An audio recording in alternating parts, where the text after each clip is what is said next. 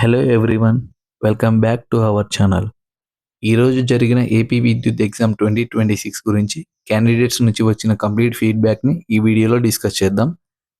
Mainly ఎగ్జామ్లో questions ఏ విధంగా వచ్చాయి, ఓవరాల్ డిఫికల్టీ లెవెల్ ఎలా ఉంది, టెక్నికల్ క్వశ్చన్స్ ఎలా అడిగారు, టైం మేనేజ్మెంట్ ఎలా ఉంది, అలాగే హాల్ టికెట్లో టెక్నికల్ ఎర్రర్స్ ఎదురైన క్యాండిడేట్స్కి డిక్లరేషన్ ఫామ్ ఎందుకు ఇచ్చారు, ఈ కంప్లీట్ డీటెయిల్స్ అన్నీ మనం ఈ వీడియోలో తెలుసుకుందాం.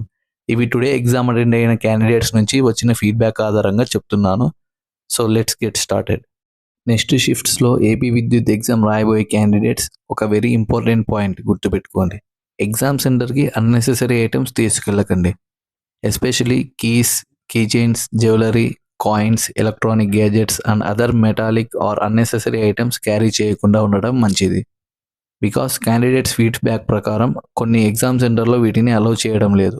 సో లాస్ట్ మినిట్లో గేట్ దగ్గర అన్నెసెసరీ ప్రాబ్లమ్స్ రాకుండా మినిమం ఎసెన్షియల్ ఐటమ్స్తోనే సెంటర్కి వెళ్ళండి. Like hall ticket, valid ID proof and officially permitted items మాత్రమే క్యారీ చేయండి. ఎక్స్ట్రా ఐటమ్స్ ఏవైనా ఉంటే ఎగ్జామ్ సెంటర్ దగ్గర సెక్యూరిటీ చెక్లో ప్రాబ్లం రావచ్చు.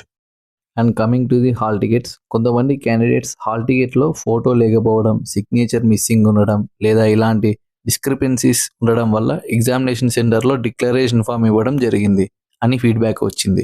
సో హాల్ టికెట్లో ఫోటో, సిగ్నేచర్ లేదా any other detail missing or ఇన్కరెక్ట్గా ఉన్న క్యాండిడేట్కి ఇష్యూ గురించి డిక్లరేషన్ తీసుకున్నట్టు క్యాండిడేట్స్ చెప్తున్నారు. క్యాండిడేట్స్, మీ హాల్ టికెట్లో ఇలాంటి మిస్టేక్ ఉంటే ప్యానిక్ అవ్వాల్సిన అవసరం లేదు. ఎగ్జామ్ సెంటర్లో అథారిటీస్ ఇచ్చే ఇన్స్ట్రక్షన్స్ని ఫాలో చేయండి. డిక్లరేషన్ ఫామ్ అడిగితే ప్రాపర్లీ ఫిల్ చేసి సబ్మిట్ చేయండి. Coming to the way of questioning, ఇవాల్టి ఎగ్జామ్లో క్వశ్చన్స్ ఎక్కువగా థియరిటికల్ సైడ్లో ఉన్నాయని క్యాండిడేట్స్ చెప్తున్నారు. అంటే క్యాల్కులేషన్స్ లేదా లెంతీ న్యూమరికల్ ప్రాబ్లమ్స్ మీద ఎక్కువగా ఫోకస్ కాకుండా concepts, definitions, principles, working methods, applications గురించి థియరిటికల్ క్వశ్చన్స్ అడిగినట్లు చెప్తున్నారు. సో ఎగ్జామ్ ప్రిపరేషన్లో only formulas and numerical problems practice చేయడం కాకుండా ప్రతి టాపిక్కి సంబంధించిన బేసిక్ కాన్సెప్ట్స్ అండ్ థియరీ కూడా స్ట్రాంగ్గా ప్రిపేర్ అవ్వాలి. క్వశ్చన్ పేపర్ చూసినప్పుడు డైరెక్ట్ క్వశ్చన్స్ ఉన్నాయా, కాన్సెప్ట్ బేస్డ్ క్వశ్చన్స్ ఉన్నాయా అనేది ఇంపార్టెంట్. క్యాండిడేట్స్ ఫీడ్బ్యాక్ ప్రకారం థియరిటికల్ క్వశ్చన్స్ ఎక్కువగా ఉండటంతో సబ్జెక్ట్ మీద బేసిక్ అండర్స్టాండింగ్ ఉన్న క్యాండిడేట్కి క్వశ్చన్స్ అటెంప్ట్ చేయడం చాలా ఈజీగా ఉంటుంది.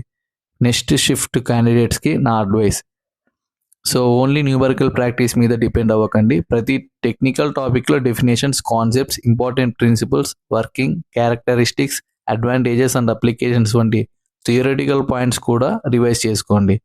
థియరీ స్ట్రాంగ్గా ఉంటే అన్ఎక్స్పెక్టెడ్ క్వశ్చన్స్ వచ్చినా ఎలిమినేట్ చేసి ఆన్సర్ గుర్తించే అవకాశం ఉంటుంది. సో ఫైనల్ రివిజన్లో theory plus concepts plus important formulas plus previous year questions అన్నింటినీ బ్యాలెన్స్ చేసుకుని ప్రిపేర్ అవ్వండి.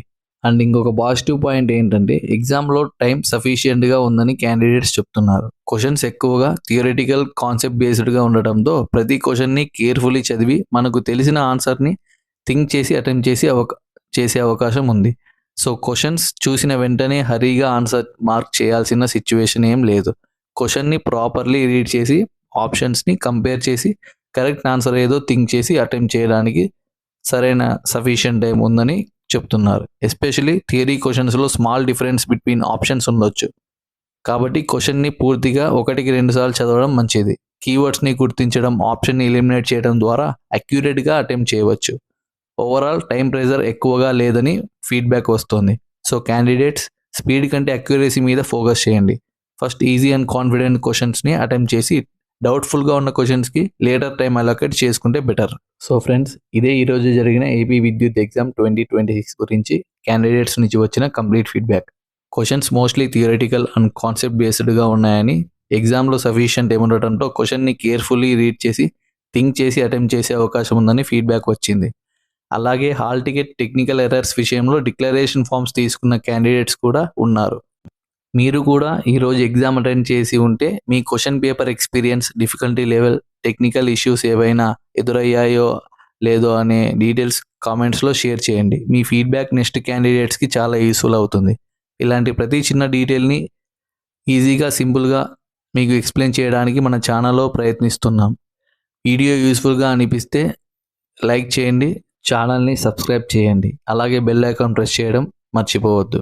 మీ ఏపీ విద్యుత్ ప్రిపరేషన్కి all the very best. Keep preparing, stay confident, and I will meet you in the next important update. Thank you. Jai Hind.